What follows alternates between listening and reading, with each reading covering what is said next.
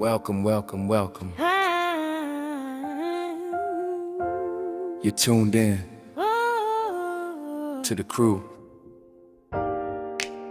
Podcast and media network, where voices rise, stories shine, and purpose meets the world. Welcome to the crew. Come on in. This is where it starts. We are the change. We are the change. Right here in our hearts. Welcome home, welcome through. There's a place for you. The crew around the world, lifting every voice too. We make space for the voiceless, hope for the undeserved. Real talk, real stories. Every voice deserves to be heard. Streaming live, we on the move. Facebook, Twitch, Kick, YouTube.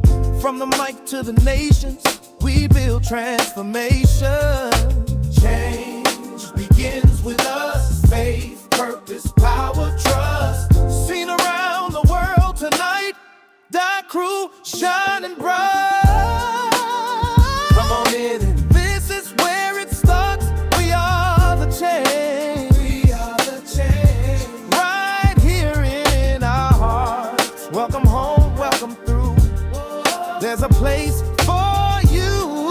The crew around the world, lifting every voice too. Tune in nightly, Sunday through Thursday, 8 p.m. Eastern time. Miss the live, catch the replay, 15, 20 more behind. We are the change.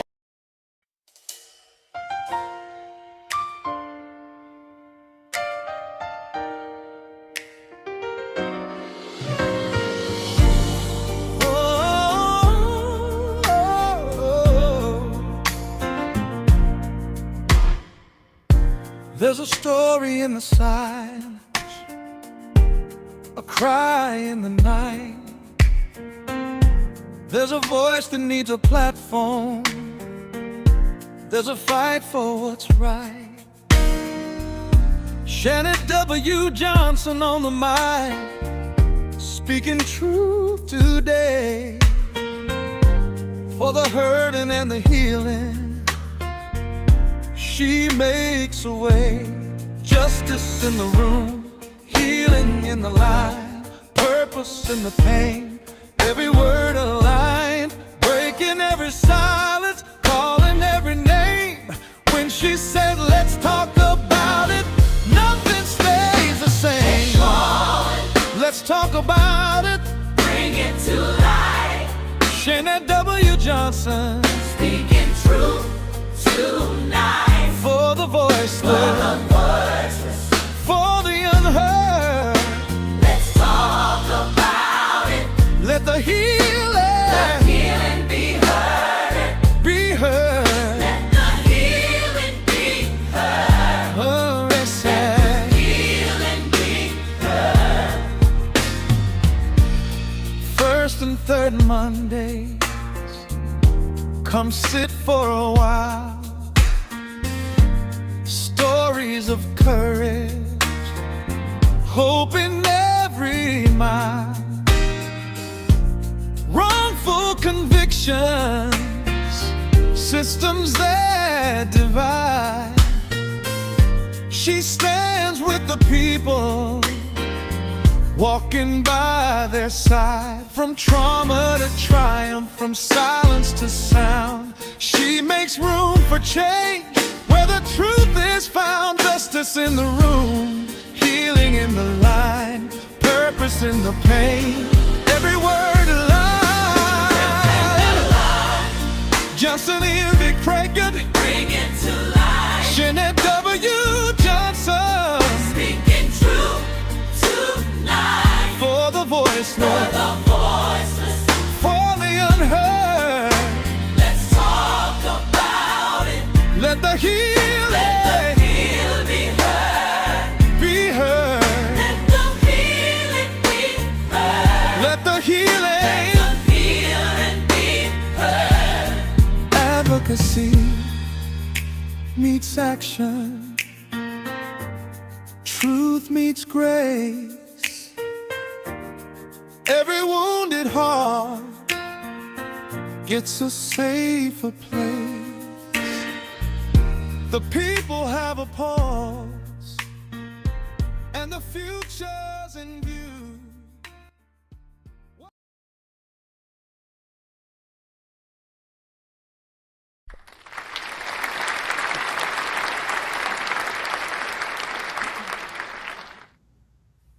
Well, hello there. Thank you for joining me for another episode of Let's Talk About It. I am your host, Shanette Johnson. On today, we just going to talk. I don't know what we're going to talk about, but we just going to talk. I have my camera off today because I not too long ago got off work and I dozed off. And Angela had to call me, so we're just going to talk. And last week, let's see, I believe it was a week ago, I flew into Denver to see my husband, who is currently incarcerated on a wrongful conviction that occurred 17 years. July 21st marked 17 years that he has been incarcerated wrongfully. Even though we only been married in 2022, got married in 2022, I wasn't there the whole in the beginning. We didn't get reconnected until June of 2022. And ever since I was a a, a child, I always had the passion for injustice, right and wrong. Could nobody tell me nothing about someone in my family, a family member, because I was going to stand by them no matter what. That's how passionate it was for, it was for me. And then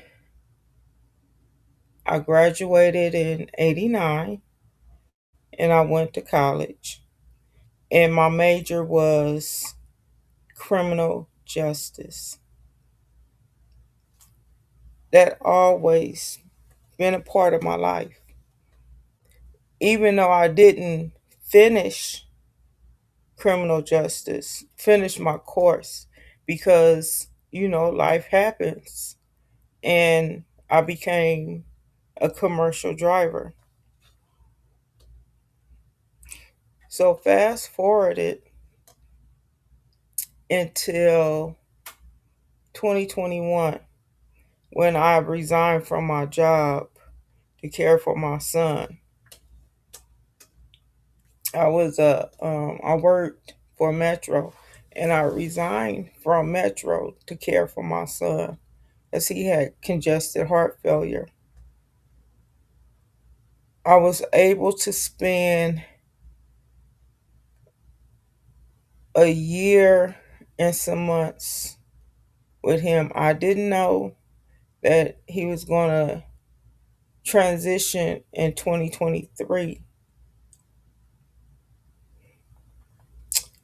And I thank God for allowing me to be able to spend the last year and couple of months with him. And during that time, God has started putting people in my life. And I didn't know. First, he brought wine back in my life. And I started advocating on his behalf, just reaching out to people. And then I seen a Facebook post And I answered it, and it was nobody but Angela. And Angela invited me to come on her show, and which was supposed to take place in November. I believe it was after Thanksgiving or a little before Thanksgiving. And little did I know, November 10th, I will find my son unresponsive in his room. So instead of me canceling the show, I still went on that show and used my voice to bring awareness to what was going on in Juan's case. While yet I was preparing to lay my son to rest.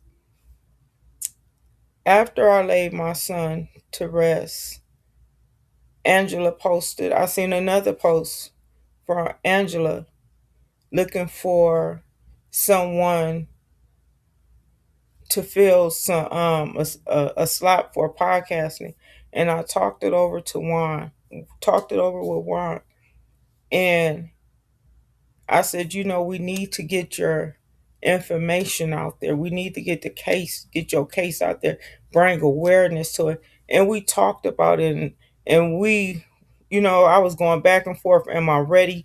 Can I use my voice to bring awareness to injustice, to put it out there? Mainly just talk to him, just to get out his case. I didn't know that this was going to cause me to keep going. His case would cause me to keep going, speaking out. But November 5th, 2024, no, February 5th, 2024, is the first time I did a podcast by myself. And I was so nervous. And to this day, I still get nervous. And I remember stumbling over my words and trying to stay focused and everything. But Angela and the other ladies, they they cheered me on. They just motivated me to keep going. Just keep going. Don't give up. Don't give up. And so I got through that year speaking out, talking to men from Denver, from California, from Texas. I met Mr. Legate, Cornell. Oh my God, I met a lot of men, and formed a relationship with them. And they was like, Shanette, we want you to speak out on our behalf. We believe in you. We believe in you. They believed in me, but guess what? I didn't believe in myself. I didn't believe that I can do it because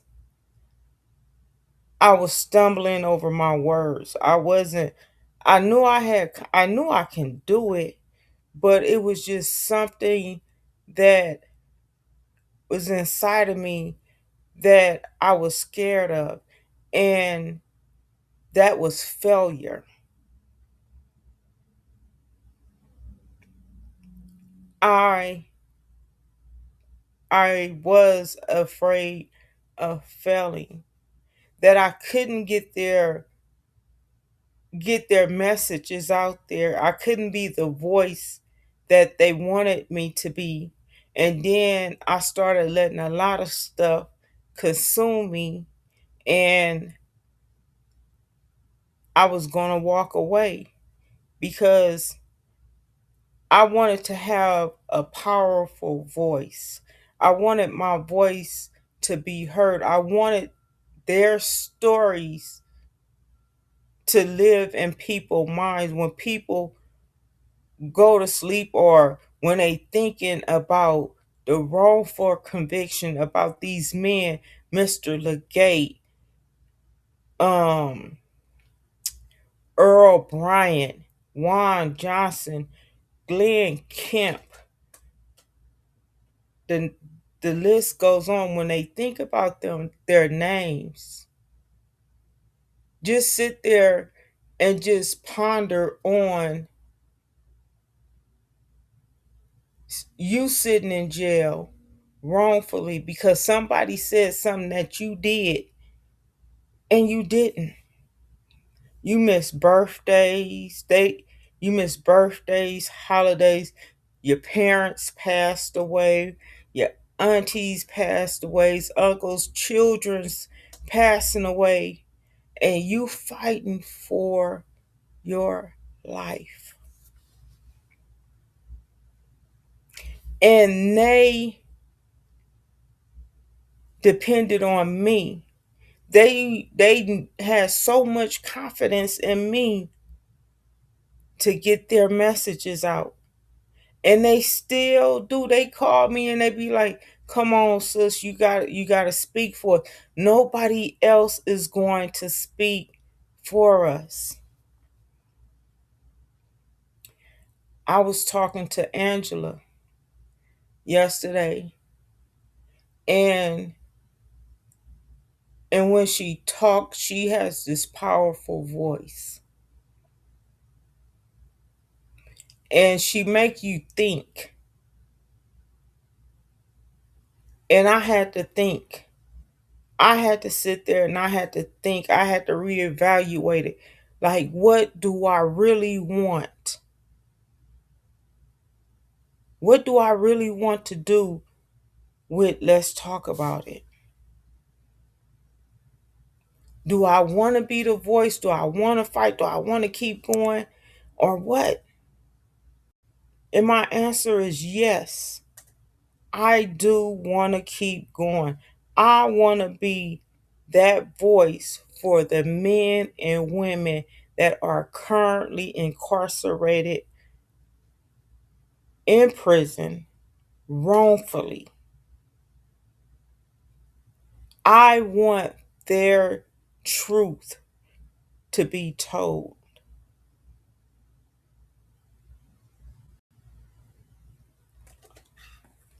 Currently, we have in prison,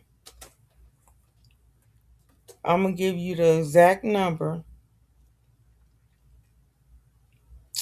Um, Bear with me one moment. Let me get this together. Currently, it's a estimated it's estimated that 46,000 to 230,000 men and women are in prison wrongfully. And 2%, 2 to 10% of their convictions are errors.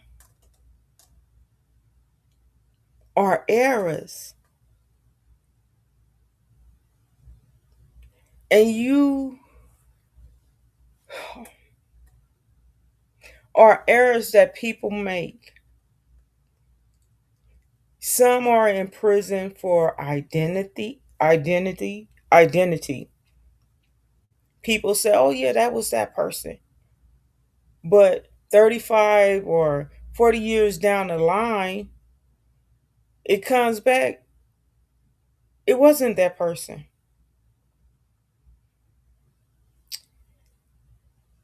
DNA done proved over and over that some of these men and women didn't commit the crime. Didn't commit the crime that they're currently in prison for. But yet and still, everybody go quiet. You don't want to speak up on that. Everybody speak up on, I'm not going to say everybody, let me rephrase that. People are, I don't know if they're afraid to speak up on injustice, or if they just don't care. Long as somebody's serving the time for um someone that oh, let me get my words together. Long as somebody's sitting in prison for that crime, don't nobody care. Just throw them away. Now we see the men, well, the young men going to prison at an early age. I heard, I believe it was a couple of months ago, where one governor, or I forgot his title, but he said that the ones that are in prison are getting older, so they can't do the work. So they taking the young ones in now to do the work. When I was in Denver, my husband, he waxed the floors. They was having an audit where he's at. So they would ask him, "Hey, you want to do the floors? Can you wash the floor? Can you wax the floors?" So he would scrape up all that old wax, and then they would come in, him and another man would come in, and they will wax the floor. Something that they can get thousands of dollars for, make thousands of dollars for, doing it their own self. But you know how much they got paid? Nothing. Nothing. I seen them floors.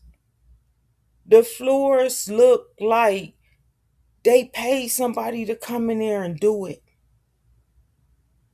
And they just didn't do one building. They had them do probably two buildings. And then they still they still told them, asked them, can they do another building? All because they being audited. So they getting free labor.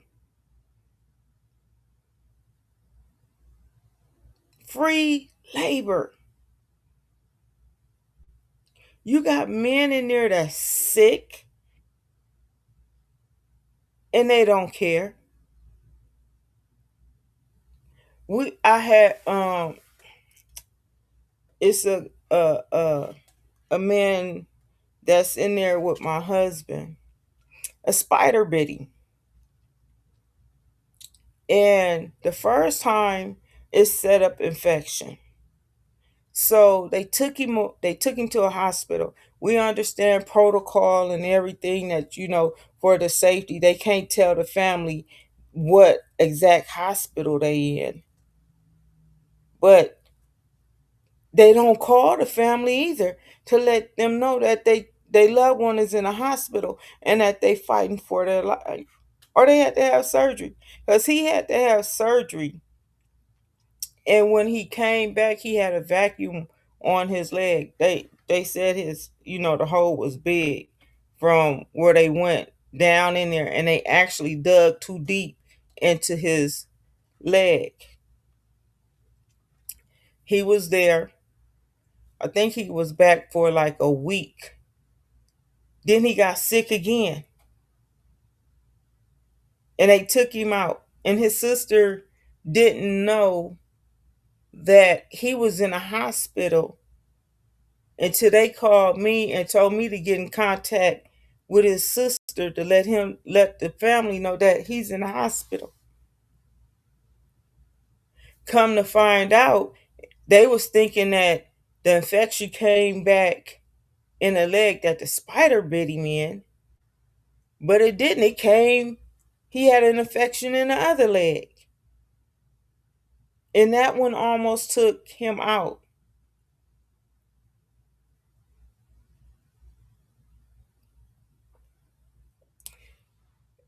It's so much stuff that's going on behind that wall.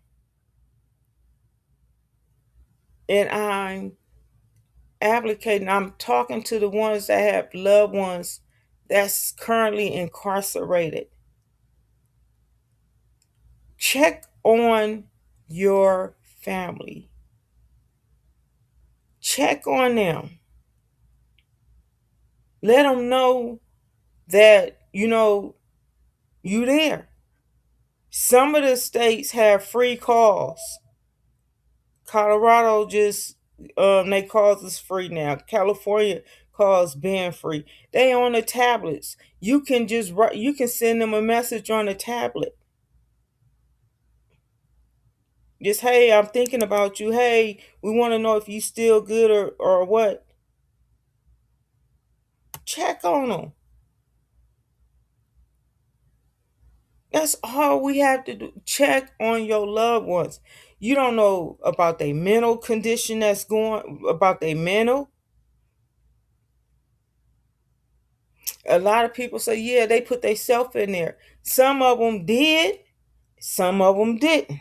The system put them in there because they're wrongfully and they're fighting to get out.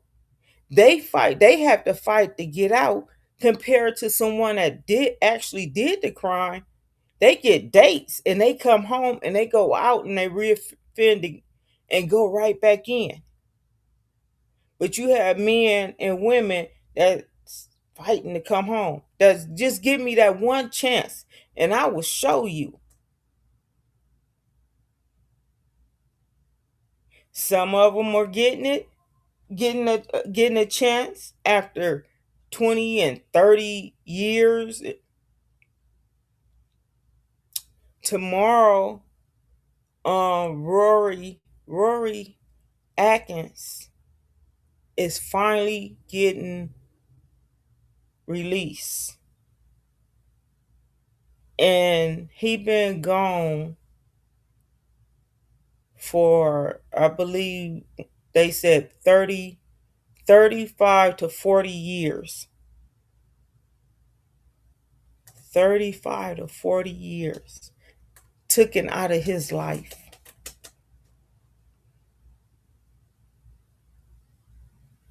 I see Angela. Hey, Angela. Hey, Shanette.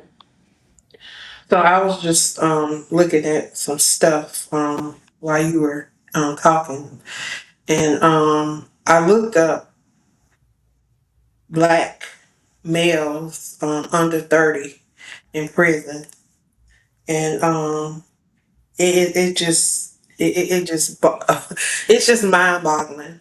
It Ain't it? says that 23% of black male prisoners are in state and federal facilities are age 29 or younger.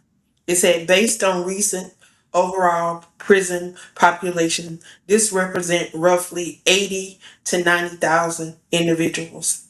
And that is report from the Bureau of Justice, some statistics from that. It says the U.S. holds roughly 1.2 million people in state and federal prisons.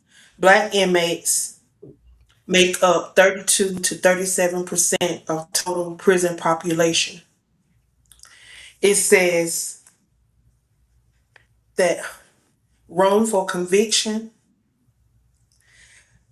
black individuals account for more than 53% of all exonerations documented since 1989. It said Black America are 7 times more likely to be wrongfully convicted of serious crime than white America. Hmm. And that's something to think about. And everybody always say, well, let me go back. People always say that that's not true. That race does not play a part of certain things. And it does. And that's just a few. It goes on to say the disparity by crime category. It say the racial disparity in wrongful convictions are most heavily concentrated in three major types of cases. Number one, drug cases. Innocent black people are 19 times more likely to be wrongfully convicted of a drug offense than white people, despite data showing both groups use illegal substance at a similar rate. And that is a statistic from the Equal Justice Incentive. It says sexual assault. Black individuals are 8 times more likely to be falsely convicted of sexual assault. This is a largely driven by cross-racial eyewitness misidentification, particularly involving white victims and black defendants. And this comes from the Equal Justice Incentive as well. It says murder. Black America are 7.5 times more likely to be wrongfully convicted of murder. If the victim in the case is white, the risk of wrongful conviction for a black defendant escalates significant. And this comes from um, the death penalty information. And that's just the top three. And And that really, when people say that race does not play a part in it, and I'm going to share this with you too for our listeners, for those that are tuning in. It says the core drivers of wrong conviction. It says several systematic failures contribute to the disproportionate rate of Black America that are falsely convicted. The number one cause is official misconduct. That means either involving officers or prosecutorial misconduct. That can be from evidence, coercion. It can range from different things. The number two, racial profiling. hmm, Black communities are often um, profiled. It says black individuals at the very start of the legal pipeline. They are targeted. They are vigorously targeted policing and racial profiling within the black communities to create an artificial over presentation of black individuals at the very start of the legal pipeline. And that comes from the SSRN library. It says the lack of jury diversity. All white and non-representative juries are statistically more likely to apply racial stereotypes, spend less time deliberating, overlooking weaknesses in the prosecution evidence. And this is data from the Innocent Project. And Shanette, we just witnessed that with the Camelo Anthony's case. yes, yes. We just witnessed that. We And you just know, witnessed one and number three. And then the fourth one is plea bargaining pressure. It says due to the high cash bail and systematic disadvantage in pretrial detention, innocent defendants frequently accept plea deals simply to escape immediate incarceration to secure a shorter sentence. Wow. Wow, wow, wow. It says on an average, innocent black people spend 13.8 years wrongfully in prison before being cleared, which is roughly 45% longer than the time served by innocent white individuals. It says in murder cases, significant black exonerees wait an average of 3 years longer to be freed, and they make up 56% of all death row exonerees in the United States. Hmm. Wow, wow, wow, wow. You know, there's so many people, and before, I'm gonna say 2020, I really didn't know that this was such a big problem because I wasn't somebody that really did a whole lot of research.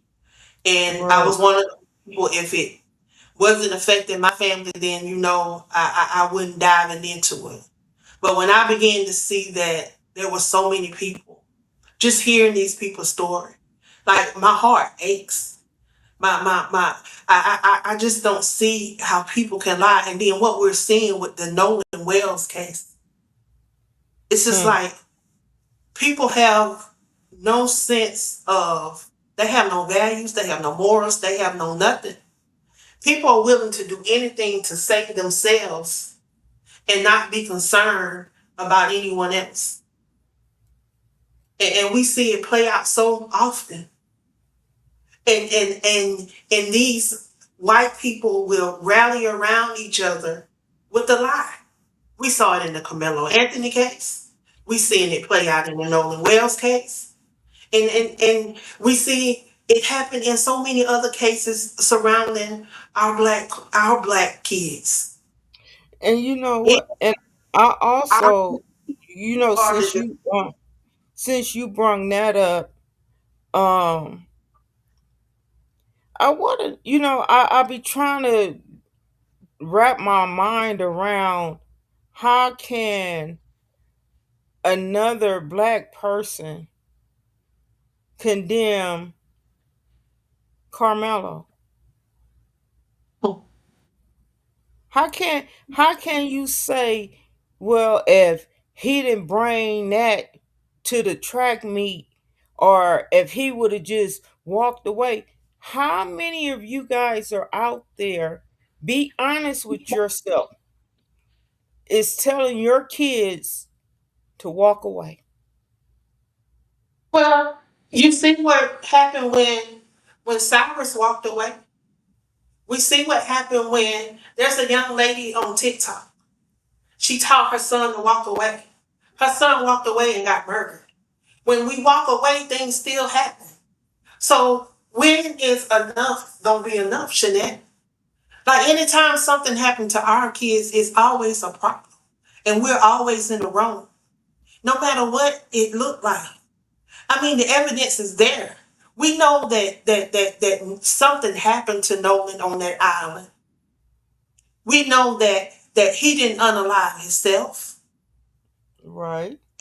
Every so often we see that these people are unaliving themselves, and we know that that's not something that we do.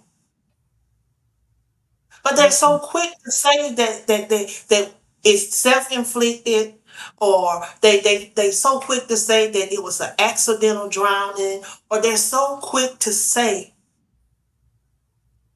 something that would clear everybody else involved. What Now, what is that did you young man how quick name? they What's arrested Carmelo? They arrested Carmelo on the spot, and he told them that he was defending himself. Never was given a chance to be to investigate on the spot to see what happened. They immediately arrested him. But these white boys get a chance to come back from the island. They get a chance to lawyer up. If I ain't did nothing, Shanette, why am I gonna lawyer up? Let me tell you an exactly? incident that happened to me. Let me tell you something that happened to me when I was living in Atlanta. I dropped my car off at a shop to get fixed. So the guy told me that they were gonna keep my car. I dropped it off on a Tuesday. He said I could come pick it up on Friday. So I went and picked my car up on Friday. Saturday, I was at work and I got a call from the East Point Police Department telling me that I needed to come to the police department, telling me that um, it was very important that I came to the police department. So I clocked out and I went to the police department. They said that my car had been involved in a armed robbery, and they needed to question me. I told them that, when did this happen? And I told them that I don't own no weapons and I had not been involved in no armed robbery. I said that my car, I just picked my car up from the shop on yesterday at about 3 or 4 p.m. So I asked them, I said, well, when was this robbery? When was this robbery supposed to have happened? And they told me when it supposedly happened. I said, I was probably at work when that happened.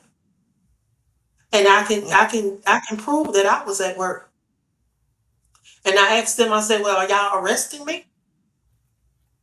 They said, no, we just needed to question you, but just know that we may be bringing you back in for more questions or whatever.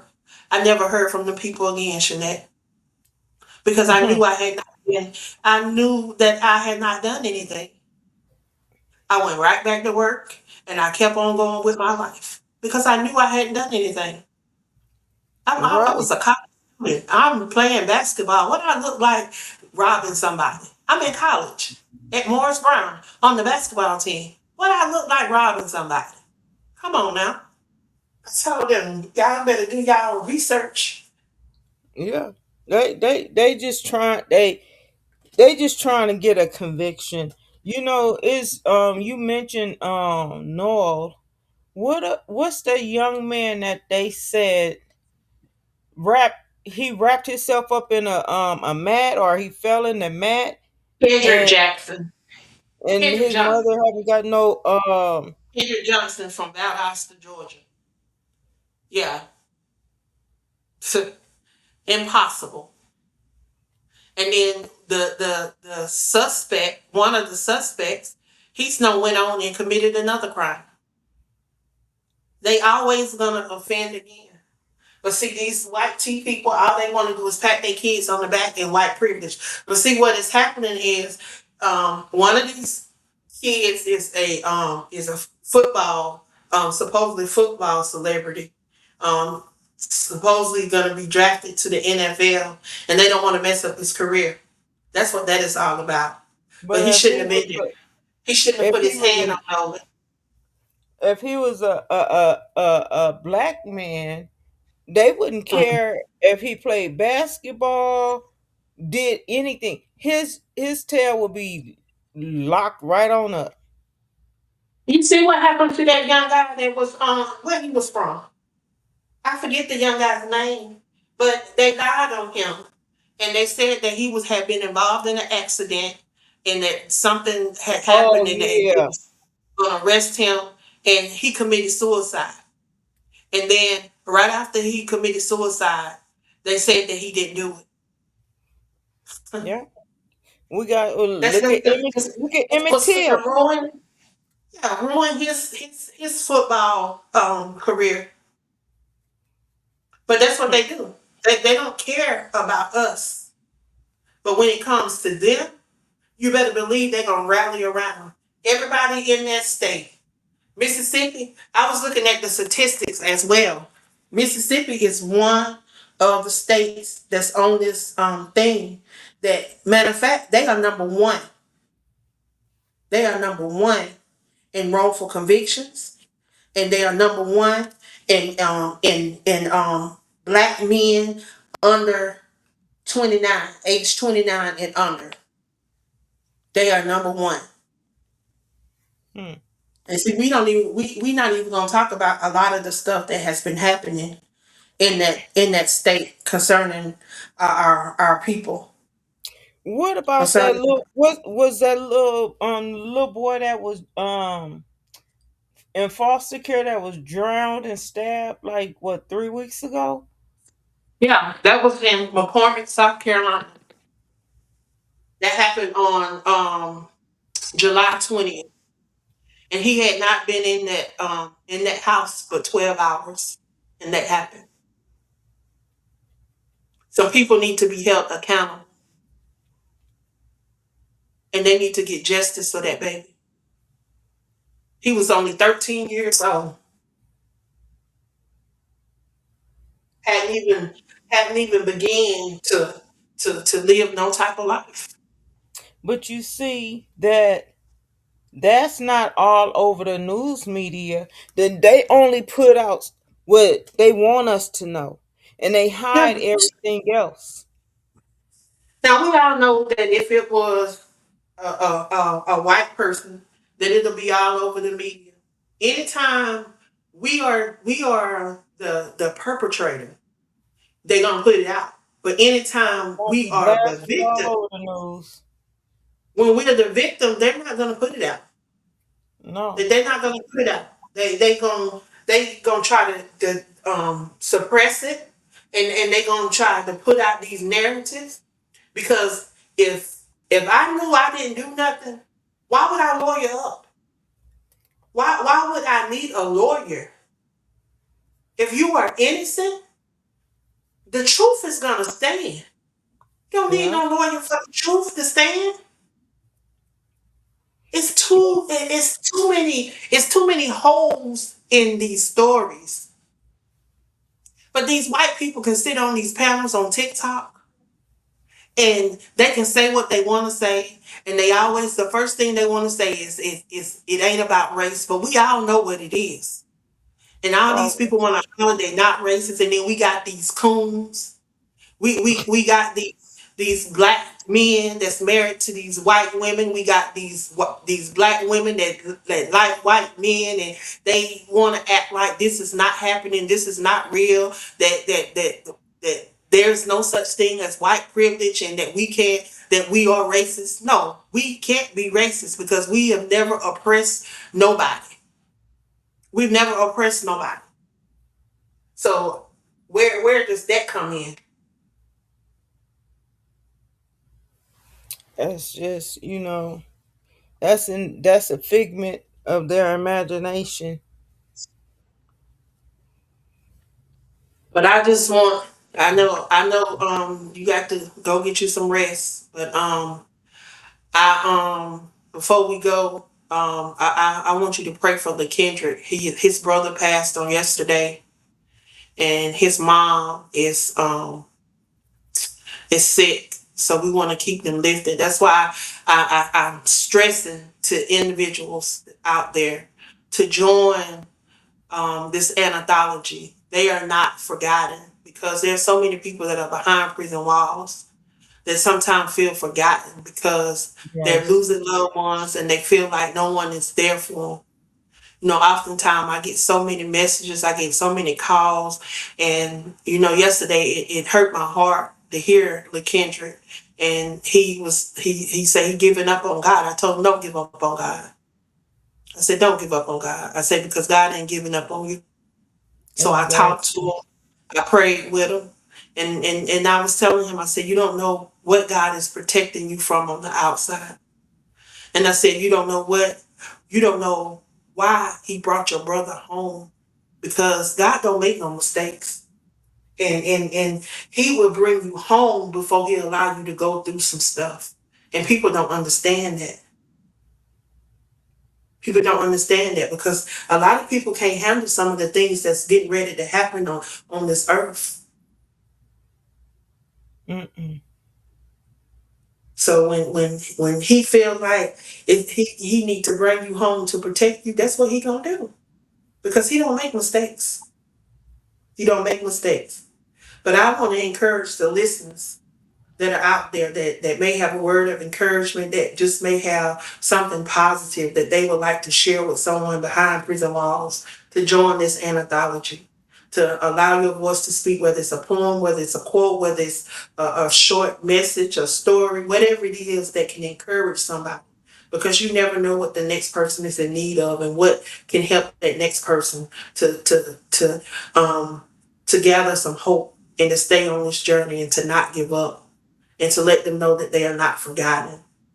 So I need a lot of people because I'm looking for 133 voices And it's based on Hebrews 13:3, which says that, and I'm paraphrasing, that we are supposed to think about those that are behind prison walls, that we are supposed to be as if we were in bondage with them, that we were bound behind those walls too.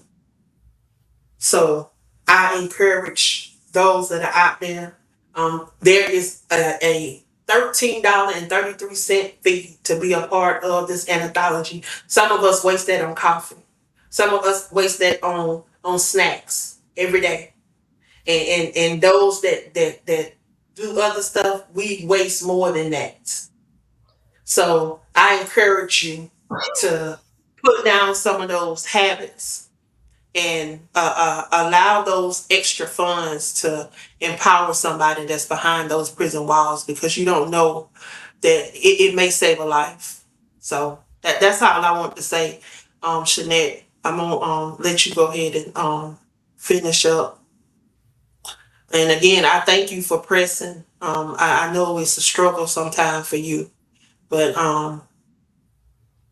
I know the guys appreciate you getting out here and constantly sharing and talking about the injustice and bringing these things to light so that people can be aware.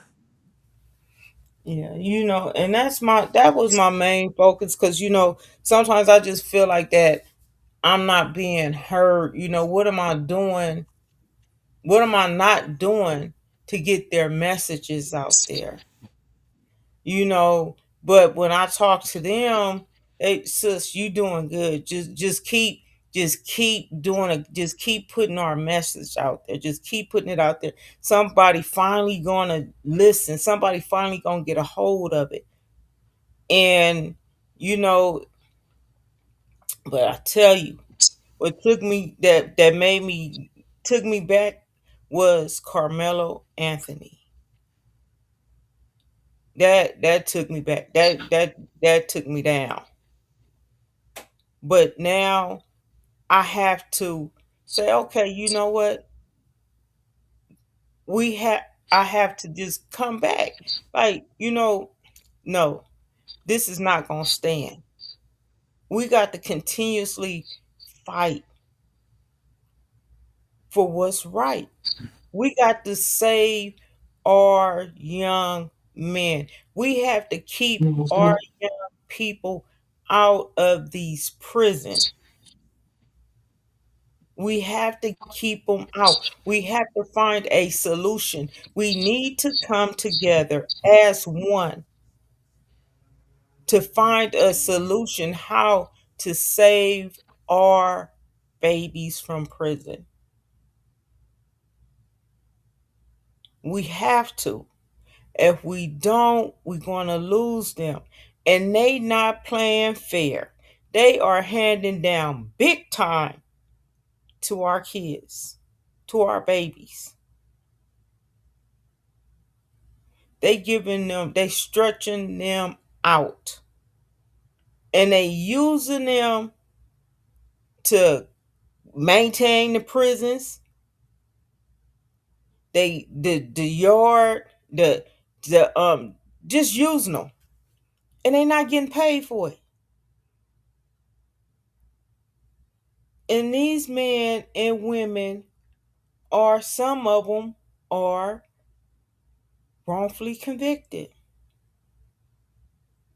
Then another thing I want to this is going to be another thing I want to share with you guys. They they have church program where the different ministers can come inside of the prisons and they can minister to them. Well, okay, not only do they have the different religions, they have people that's in there that worship Satan that does witchcraft and stuff. And they cannot say the Department of Justice cannot do anything to stop them because they feel that's part of their religion. That's their religion. The only thing they can't do, only thing that they can't do is someone like whatever they call they priest or whatever can't come into the prison, but they can stay in they little cells, or they can get together and they can practice that. So you got family members that's in prison. You need to pray over them constantly, because they are in the belly of the beast. And you don't know what's going on, what kind of juju or whatever they trying to put on them. You got to constantly pray over them. When I found that out, that just floored me that they do that. They're in there in their own little room in the auditorium, wherever they let them go, and they congregate, they come together, and they do their little worship ceremony with the witchcraft and the whatever they made in there. And then you have the other men that come in there that may work out. You don't know what they done did.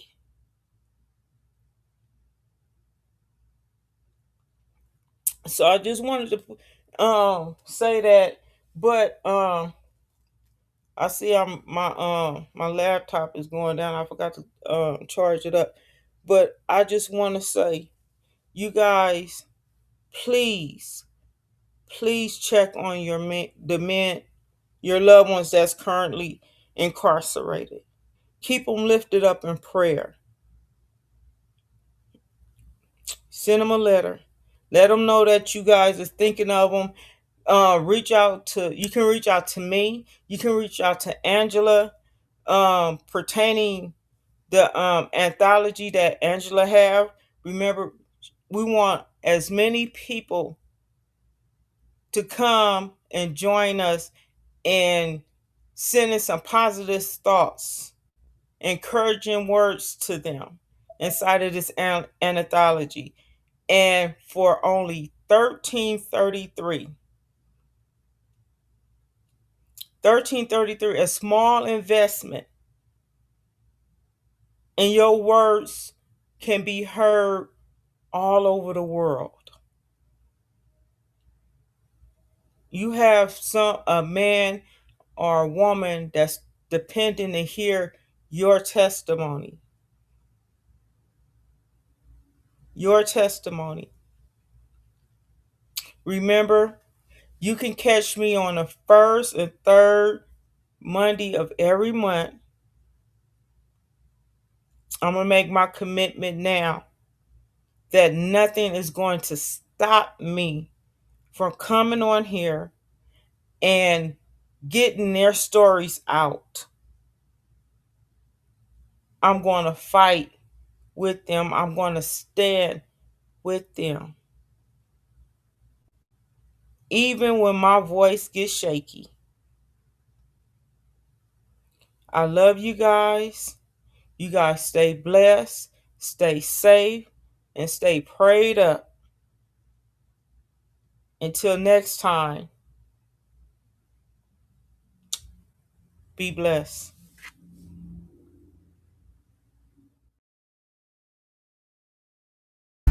What was kept in the dark can be brought through. Let's talk about it. Let's talk about Bring it. it to life. Shanette W. Johnson Speaking truth tonight. for the voice. For the voice.